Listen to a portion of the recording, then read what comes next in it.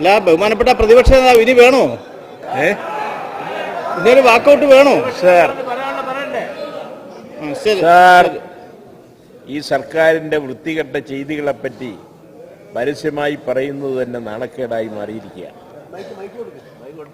എന്താ പറയാമോ? പറയാം.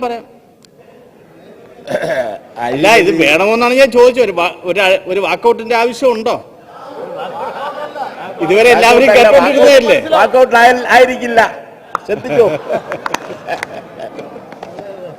അഴിമതി, കെടുകാര്യസ്ഥത, ജനവിരുദ്ധത തുടങ്ങിയ കാര്യങ്ങളാണ് ഇതുവരെ പറഞ്ഞുകൊണ്ടിരുന്നത്.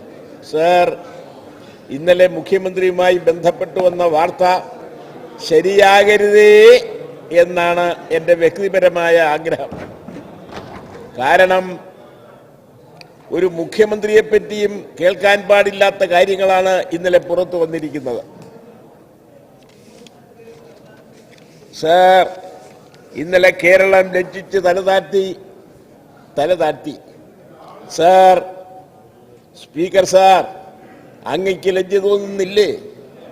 സാക്ഷര സുന്ദര കേരളത്തിന്റെ പരിപാവനമായ തിരുമുറ്റത്ത് ഈ ഉമ്മൻചാണ്ടിയും കൂട്ടരും എന്ത് കാട്ടി എന്നാണ് സാർ ഞാൻ പറയേണ്ടത്.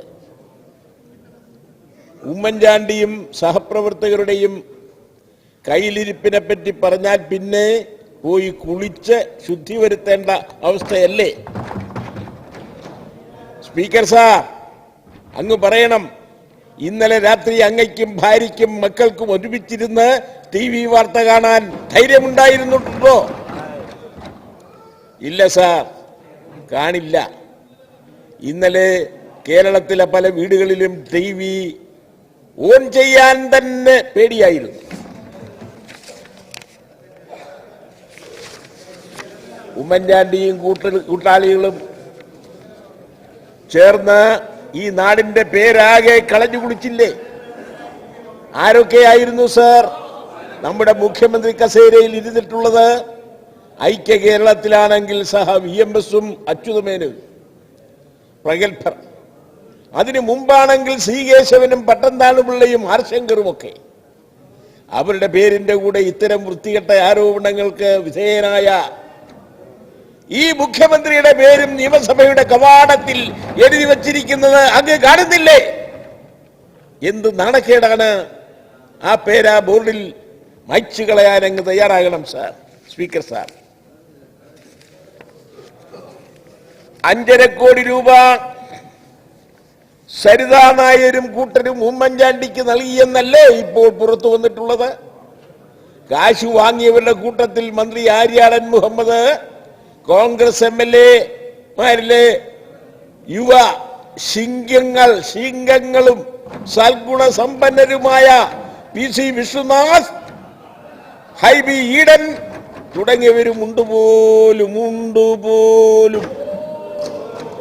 കോൺഗ്രസിന്റെ ഗിബൽസ്യൻ ബ്രിഗേഡിന്റെ സ്വയം പ്രഖ്യാപിത കമാൻഡറാണ് വിഷ്ണുനാഥ് എന്നാണ് ഞാൻ നേരത്തെ പറഞ്ഞിട്ടുള്ളത്. എന്നാൽ ഇപ്പോഴോ ഈ യുവകേസരി കൈമടക്കി വാങ്ങിയതിന്റെ തെളിവുകളും പുറത്തു വന്നിരിക്കുകയാണല്ലോ.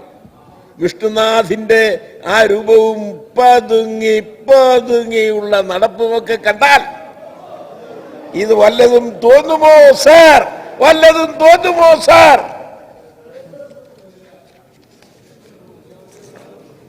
ഇതിനു പുറമെയാണ് മാന്യശ്രീ സരിതാ എസ് നായരുമായുള്ള ചില വേണ്ടാധീനങ്ങളുടെ ദൃശ്യങ്ങൾ സംബന്ധിച്ച് വെളിപ്പെടുത്തലുകൾ. അതിൽ മന്ത്രിമാരായ Shibu baby John, AP Anilkumar എന്നിവരെ കൂടാതെ മുഖ്യമന്ത്രി ഉമ്മൻചാണ്ടിയും ഉണ്ടെന്നാണ് വാർത്തകൾ വന്നിട്ടുള്ളത്. കുറ്റം പറയരുതല്ലോ, നമ്മുടെ യുവ ശിങ്കങ്ങളിൽ ചിലരും സ്ഥാനം പിടിച്ചിട്ടുണ്ട് സാർ. 2 വർഷം കഴിഞ്ഞില്ലേ സോളാർ കുംഭകോണം സംബന്ധിച്ച വാർത്തകൾ വന്നു തുടങ്ങിയിട്ട്? അന്നൊക്കെ ഈ ഉമ്മൻചാണ്ടി പറഞ്ഞത് എന്താണ്? തനിക്കിതുമായി ഒരു ബന്ധവുമില്ലെന്ന്. മുഖ്യമന്ത്രിയുടെ പേഴ്സണൽ സ്റ്റാഫിലെ ജോപ്പൻ, ജിക്കുമോൻ എന്നിവർക്കെതിരെ കേസെടുക്കുകയും ഇതിന്റെ പേരിൽ സ്റ്റാഫിൽ നിന്ന് അവരെ ഒഴിവാക്കുകയും ചെയ്തു. അപ്പോഴും മുഖ്യമന്ത്രി പറഞ്ഞത് തനിക്ക് സോളാർ ഇടപാടുമായി ഒരു ബന്ധവുമില്ലെന്നാണ്. പിന്നെ കോന്നിയിലെ ശ്രീധരൻ നായർ സരിതയുമൊത്ത് ആണ് മുഖ്യമന്ത്രിയുടെ ഓഫീസിൽ ചെന്ന് കണ്ടത്.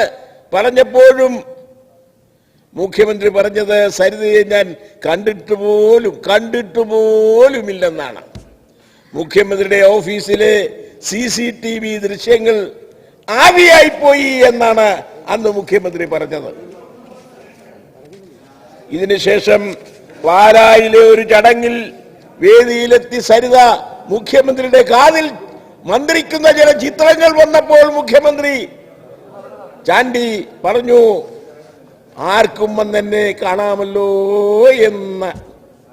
അപ്പോൾ ഡൽഹിയിൽ വെച്ച് കണ്ടതോ, അതെ അതെ അത് പത്രക്കാരുടെ കൂടെ വന്നു നിന്നത് കൊണ്ട് തിരിച്ചറിഞ്ഞില്ല എന്നായിരുന്നു. കൊലപാതക കേസിലടക്കം പ്രതിയായ ബിജു രാധാകൃഷ്ണനുമായി എറണാകുളം ഗസ്റ്റ് ഹൗസിൽ അടച്ചിട്ട മുറിയിലിരുന്ന 1 മണിക്കൂർ രഹസ്യ ചർച്ച നടത്തിയതിനെ പറ്റി പലതവണ ചോദിച്ചപ്പോൾ നിയമസഭയിൽ മുഖ്യമന്ത്രി ആവർത്തിച്ച് ആണവിട്ടത് അത് കുടുംബകാര്യമാണെന്നും ജീവൻ പോയാലും അത് പുറത്തു പറയില്ലെന്നുമായിരുന്നു. ഇപ്പോഴാണ് മനസ്സിലായത് അത് പുറത്തു പറയാൻ കൊള്ളാത്ത കുടുംബകാര്യമായിരുന്നു എന്ന്. ഇപ്പോഴാണ് മനസ്സിലായത് അത് പുറത്തു പറയാൻ കൊള്ളാത്ത കുടുംബകാര്യമായിരുന്നു എന്ന്. സോളാർ കേസിലെ മുഴുവൻ കാര്യങ്ങളും വെളിപ്പെടുത്തിയാൽ കേരളം അത് താങ്ങില്ലെന്ന് സരിത തന്നെ പറഞ്ഞതിന്റെ പൊരുളും ഇപ്പോൾ കേരളീയർക്ക് മനസ്സിലായി കാണും. കൊലക്കേസ് പ്രതിയായി ഒളിവിൽ കഴിയുന്ന അതിനിടയിൽ ബിജു രാധാകൃഷ്ണൻ മുഖ്യമന്ത്രിയെ ഔദ്യോഗിക വസതിയിൽ വന്ന് കണ്ടു എന്നും ആരോപണമുണ്ട്. അപ്പോൾ തന്നെ മുഖ്യമന്ത്രി പോലീസിനെ വിളിച്ച് അയാളെ അറസ്റ്റ് ചെയ്യേണ്ടതായിരുന്നില്ലേ? എന്തേ അത് ചെയ്തില്ല? സർ,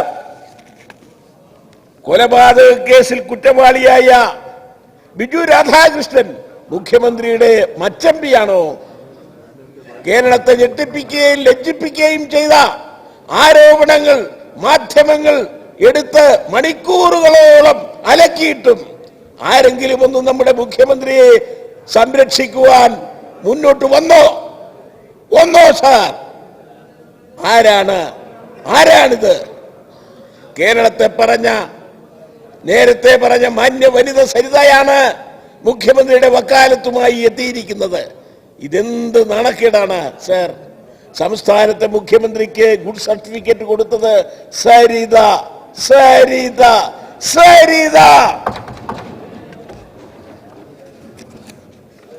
കേരളമെന്ന്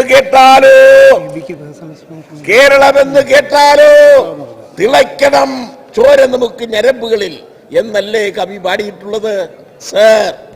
ഇപ്പോൾ നമ്മുടെ മുഖ്യമന്ത്രിയും ചില മന്ത്രിമാരും ബന്ധപ്പെട്ട് വന്ന കാര്യങ്ങൾ ഓർക്കുമ്പോൾ എന്താണ് സംഭവിക്കുന്നത്? കേരളമെന്ന് കേൾക്കുമ്പോൾ നമ്മുടെ ഞരമ്പുകളിലെ ചോര തിളക്കുകയല്ല, മരവിച്ച് കട്ടപിടിക്കുകയാണ് സാർ, മരവിച്ച് കട്ടപിടിക്കുകയാണ് സാർ. ചുരുക്കി സാർ, ചൂതുകളിയും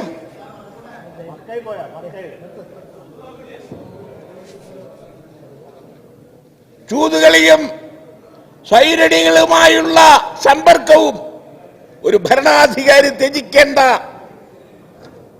സപ്തവ്യസനങ്ങളിൽ ഒന്നാണെന്ന് മഹാഭാരതത്തിൽ പറയുന്നു. ഇത് എക്കാലത്തെയും ഭരണാധികാരികൾ പാലിക്കേണ്ട കാര്യമാണ് സാർ. ഉമ്മൻചാണ്ടി കാണിക്കുന്ന വിക്രിയകൾ ഇതാണെങ്കിൽ ഈ ഷിബു ബേബി ജോണും AP അനിൽകുമാറും ഹൈബി ഈഡനും വിഷ്ണുനാഥുമൊക്കെ എങ്ങനെ ശാന്തരായിരിക്കും സാർ? ഇക്കാര്യത്തിൽ അവർക്ക് ചെയ്യാൻ കഴിയുന്ന സംഭാവന അവരും ചെയ്തു.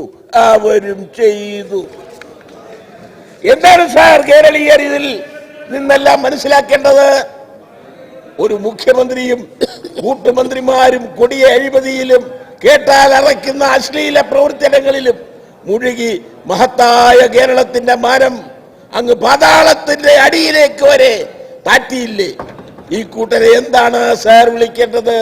എന്ത് ശിക്ഷയാണ് ഇവർക്ക് കൊടുക്കേണ്ടത്? ഇന്നലെ ഞാൻ മാധ്യമപ്രവർത്തകരോട് പറഞ്ഞു, ഈ ഉമ്മൻചാണ്ടിയും മറ്റും അടിച്ചിറക്കി സെക്രട്ടേറിയറ്റ് ചാലകവെള്ളം തളിച്ച് ശുദ്ധിയാക്കണം എന്ന്. സ്പീക്കർ സാർ, ഈ നിയമസഭയിലും അത് ആണ് എനിക്ക് ആവശ്യപ്പെടുവാനുള്ളത്. ഈ അഴിമതി കേസ് ഒതുക്കി തീർക്കാനല്ലേ ഉമ്മൻചാണ്ടി പഠിച്ച പണി 18 നോക്കിയത്? ഒടുവിൽ LDFന്റെ ശക്തമായ പ്രക്ഷോഭണത്തെ തുടർന്നല്ലേ ജുഡീഷ്യൽ അന്വേഷണം പ്രഖ്യാപിച്ചത്? എന്നിട്ടും കമ്മീഷന്റെ ടേംസ് ഓഫ് റെഫറൻസിൽ കള്ളക്കളികൾ തുടങ്ങി. കള്ളക്കളികൾ നടത്തി മുഖ്യമന്ത്രിയുടെയും ഓഫീസിന്റെയും മുഖ്യമന്ത്രിയെയും ഒഴിവാക്കി. എന്നാൽ കമ്മീഷൻ കഴുത്തിന് പിടിച്ച് അങ്ങനെ മുഖ്യമന്ത്രിയുടെ ഓഫീസിനെ കൂടി ഉൾപ്പെടുത്തിയത് കൊണ്ടാണല്ലോ ഈ തെളിവുകളെല്ലാം പുറത്തു വന്നത്.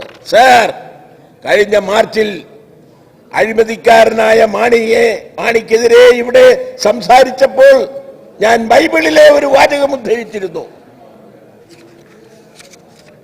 ഇപ്പോഴും ഒരു ബൈബിൾ വാക്യം ഉദ്ധരിക്കേണ്ടത് അനിവാര്യമായി വന്നിരിക്കുകയാണ്. പഴയ നിയമത്തിലെ പ്രഭാഷകൻ 9-ാം ഖണ്ഡത്തിൽ സാൻമാർഗിക നിർദ്ദേശങ്ങൾ സംബന്ധിച്ച് പറയുന്നുണ്ട്.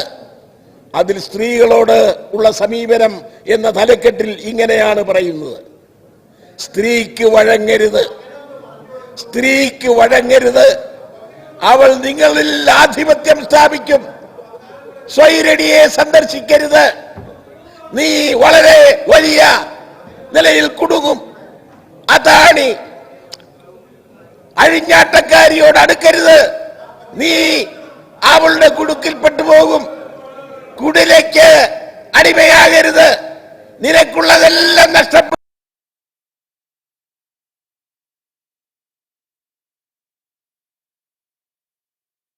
അടിമയാകരുത്, നിനക്കുള്ളതെല്ലാം നഷ്ടപ്പെടും.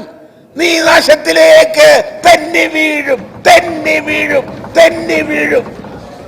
ഉമ്മൻചാണ്ടി ഇത് കേട്ട് വായിച്ചില്ലെങ്കിൽ, ഉമ്മൻചാണ്ടി ഇത് വായിച്ചിട്ടില്ലെങ്കിൽ പള്ളിയിൽ പോകുന്നതിന് മുമ്പ് ഒന്ന് വായിച്ചു പോകണമെന്നാണ് എന്റെ അഭ്യർത്ഥന, വിനീത അഭ്യർത്ഥന.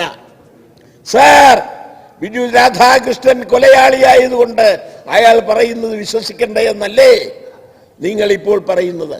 അതെ, തീരുമാനിക്കേണ്ടത് കോടതിയാണ്. സർക്കാരിന്റെ കസ്റ്റഡിയിലാണ് അയാളെ ഇല്ലാതാക്കി തെളിവ് നശിപ്പിക്കാൻ പോലും നിങ്ങൾ സന്നദ്ധരാകുമെന്നതിന് ഏറെ ഉദാഹരണങ്ങളുണ്ട്. അതുകൊണ്ട് ഈ രേഖകൾ സംരക്ഷിതമായിരിക്കാൻ അവ പിടിച്ചെടുക്കുന്നതിനും കോടതിയിൽ സമർപ്പിക്കുന്നതിനുമുള്ള ചുമതല ജയിൽ DGP-യുടേതാണ്. അത് അദ്ദേഹം നിർവഹിക്കുമെന്നാണ് ഞാൻ ആശിക്കുന്നത്. ഞാൻ ഏറെ പറയുന്നില്ല. ഇനിയും ഇത് കൂടുതൽ പറഞ്ഞാൽ നിങ്ങളുടെ പല വൃത്തികേടുകളും പുറത്തു വരും. അതുകൊണ്ടാണല്ലോ നിങ്ങൾ അടിയന്തര പ്രമേയത്തിന് അനുമതി നിഷേധിച്ചത്. ഇതിൽ പ്രതിഷേധിച്ച് ഞങ്ങൾ ഇവിടെ തന്നെ പ്രതിപക്ഷ അംഗങ്ങൾ, ബഹുമാനപ്പെട്ട അംഗങ്ങളടക്കം ഞാനടക്കം കുത്തിയിരിക്കുകയാണ്.